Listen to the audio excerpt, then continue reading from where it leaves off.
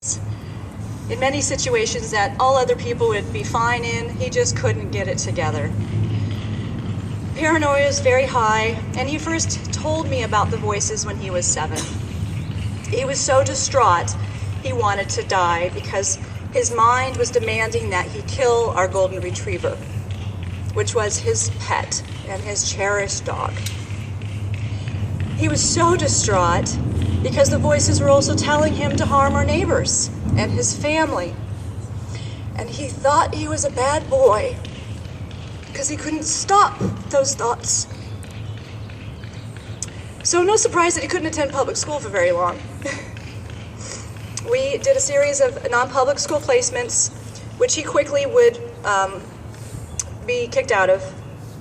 He wound up, we found a clinical day program run by University of Child Development Center, a UCI in Irvine, and he was able to stay there for 3 years.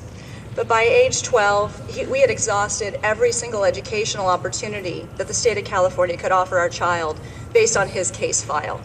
So in other words, residentials in California took one look at his case file and just closed it and returned it. There was only 2 states that would accept him, Texas and Montana. We had family coincidentally in Montana, so we chose Montana. There we go. So he was sent out of state for safety at age 12. He stayed in residentials until age 18. While he was in residentials, we'd go fly to visit him monthly. He was always on the most restrictive level of the most restrictive level of the most restrictive milieu. He was not allowed to have shoelaces, ever. But when he turned 18, he got a plane ticket and his shoelaces back. And he was returned to the streets of Orange County, this time as an adult mental health client. It doesn't matter to our justice system that he was institutionalized from age 12 to 18 for safety. It doesn't matter to county mental health in our county that he was disabled and on SSI from age 12, and that he was a client of their services for over 6 years, because they watched as our son was swallowed by the same revolving door that many of our loved ones have been taken in by.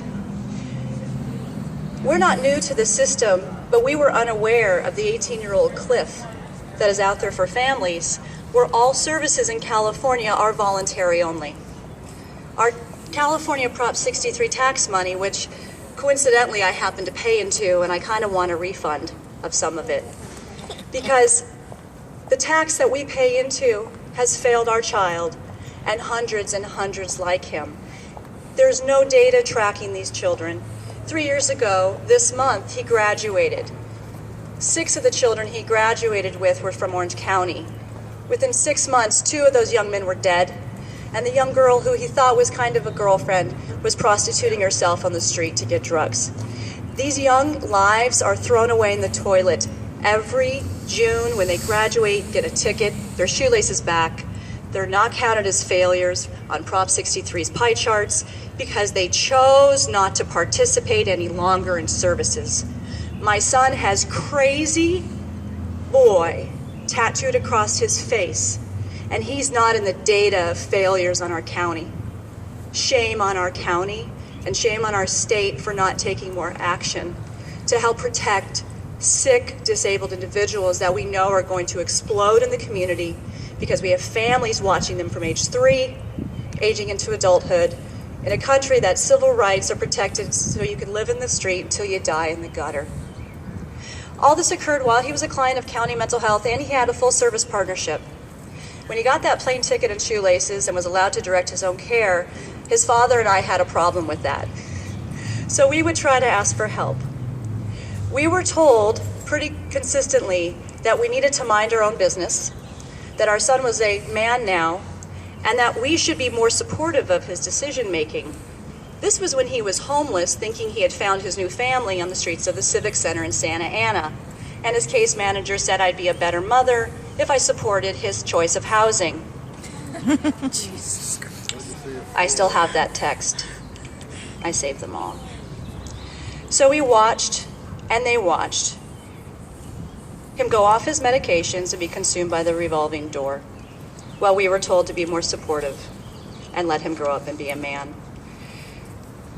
AOT programs are assisted outpatient programs that have been fought for 10 years. Orange County has finally passed Laura's Law, adopted Laura's Law. Had it been adopted 3 years ago, our son would most definitely have qualified for services under that law.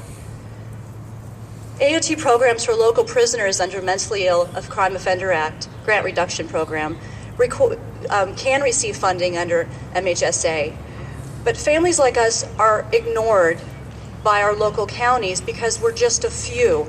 See, only a few of us can actually make it to the meetings. The rest are in crisis with their houses on fire, literally and figuratively. I'm one person. I can be here today because my son is incarcerated. I couldn't have been here a year and a half ago while chaos, calamity, and confusion was ensuing. So for every one of us, there's 15 other families that want to be here but can't. So what I would leave you with today, and everyone here as a supporter, is let's keep doing this. I'm so grateful to see all your faces, because in the pediatric side of this nightmare, there was nobody for us. We were alone. I started the first support group in all of Orange County, California, for parents of mentally ill youth. There wasn't one. NAMI had services for adults.